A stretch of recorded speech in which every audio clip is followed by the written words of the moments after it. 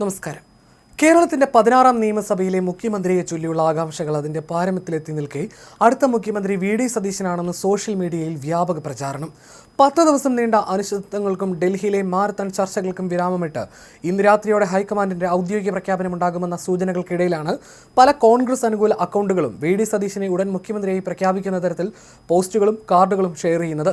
രാഹുൽ ഗാന്ധിയും മല്ലികാർജ്ജുൻ ഖാർഗെയും അവസാനവട്ട ചർച്ച നടത്തിയ ശേഷം മുഖ്യമന്ത്രിയെ പ്രഖ്യാപിക്കുമെന്നാണ് വിവരം. കെ.സി. വേണുഗോപാൽ, വി.ഡി. സതീശൻ, രമേശ് ചെന്നിത്തല എന്നിവരുടെ പേരുകൾ ഉയർന്ന ചർച്ചകൾക്കൊടുവിൽ ആരുടെ പേരാകും ഹൈക്കമാൻഡ് പ്രഖ്യാപിക്കുക എന്ന ആകാംക്ഷയിലാണ് രാഷ്ട്രീയ കേരളം. കെ.സി. വേണുഗോപാൽ, രമേശ് ചെന്നിത്തല എന്നിവരുടെ പേരുകളും അവസാന നിമിഷം വരെ സജീവമായി ചർച്ചയിലുണ്ട്. കോൺഗ്രസ് അധ്യക്ഷൻ മല്ലികാർജ്ജുൻ ഖാർഗെയുടെ വസതിയിൽ രാഹുൽ ഗാന്ധിയുമായി നടക്കുന്ന കൂടിക്കാഴ്ചയിലാകും നിർണായക തീരുമാനമെടുക്കുക. ഒരു പേര് മാത്രം തീരുമാനിച്ചാണ് രാഹുൽ ഗാന്ധി കൂടിക്കാഴ്ചയ്ക്ക് എത്തുന്നതെന്നാണ് സൂചന. ചർച്ചകൾ പൂർത്തിയായെന്നും ഇന്ന് തന്നെ പ്രഖ്യാപനം പ്രതീക്ഷിക്കുന്നുവെന്നുമാണ് കെ.പി.സി.സി അധ്യക്ഷൻ സണ്ണി ജോസഫിന്റെ പ്രതികരണം. മുഖ്യമന്ത്രിയെ നിശ്ചയിക്കുന്നത് നീണ്ടുപോയതോടെ സംസ്ഥാന ഭരണ സംവിധാനങ്ങൾ പൂർണ്ണമായി സ്തംഭിച്ച അവസ്ഥയിലാണ്. കേരളത്തിനൊപ്പം ഫലം വന്ന മറ്റ് സംസ്ഥാനങ്ങളിൽ പുതിയ സർക്കാരുകൾ അധികാരമേറ്റ് ഭരണം തുടങ്ങിയിട്ടും കേരളത്തിൽ ആര് നയിക്കുമെന്ന കാര്യത്തിൽ ധാരണയാകാത്തത് സഖ്യകക്ഷികളെ ചൊടിപ്പിച്ചിട്ടുണ്ട്.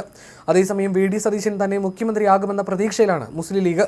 കെ.സി. വേണുഗോപാലിനെ മുഖ്യമന്ത്രിയാക്കിയാൽ എന്ത് ചെയ്യണമെന്നതിൽ തീരുമാനമായില്ല. ഒടുക്കം കോൺഗ്രസ് തീരുമാനം അംഗീകരിക്കേണ്ടി വരുമെന്നാണ് നേതാക്കളുടെ വിലയിരുത്തൽ. പ്രഖ്യാപനം വൈകുന്നതിനെതിരെ ആർ.എസ്.പിയും രംഗത്ത് വന്നിട്ടുണ്ട്. നാളെയും ഒന്നിച്ചു പോകേണ്ടതുകൊണ്ട് നല്ല നാടൻ ഭാഷയിൽ മറുപടി പറയുന്നില്ല എന്നായിരുന്നു ആർ.എസ്.പി നേതാവ് ഷിബു ബേബി ജോണിന്റെ രൂക്ഷമായ പ്രതികരണം.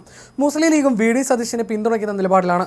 അതേസമയം കേരളത്തിന്റെ ചുമതലയുള്ള AICC general secretary Deepa Das Munshi ഇന്ന് കേരളത്തിലേക്കില്ല. അവരുടെ യാത്ര മറ്റൊരു ദിവസത്തേക്ക് മാറ്റിയെന്നാണ് റിപ്പോർട്ടുകൾ. ദീപാദാസ് മുൻഷി ഇന്ന് വൈകിട്ട് തിരുവനന്തപുരത്ത് എത്തിച്ചേരുമെന്ന് നേരത്തെ റിപ്പോർട്ടുകൾ പുറത്തു വന്നിരുന്നു. ഹൈക്കമാൻഡ് തീരുമാനം ഡൽഹിയിൽ പ്രഖ്യാപിക്കുന്നതിനൊപ്പം തിരുവനന്തപുരത്തും ഔദ്യോഗിക നടപടികൾ പൂർത്തിയാക്കാനാണ് നീക്കം.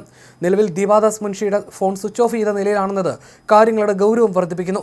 അനുകൂല തീരുമാനമുണ്ടാകുമെന്ന പ്രതീക്ഷയിൽ വി.ഡി. സതീശന്റെയും രമേശ് ചെന്നിത്തലയുടെയും വസതികളിൽ അണികൾ തടിച്ചുകൂടിയിട്ടുണ്ട്. ഡൽഹിയിൽ കെ.സി. വേണുഗോപാലിന്റെ വസതിക്ക് മുന്നിൽ അദ്ദേഹത്തിന്റെ മാത്രം ചിത്രമുള്ള പോസ്റ്ററുകൾ ഉയർന്നത് അണികൾക്കിടയിൽ ചർച്ചയായിട്ടുണ്ട്.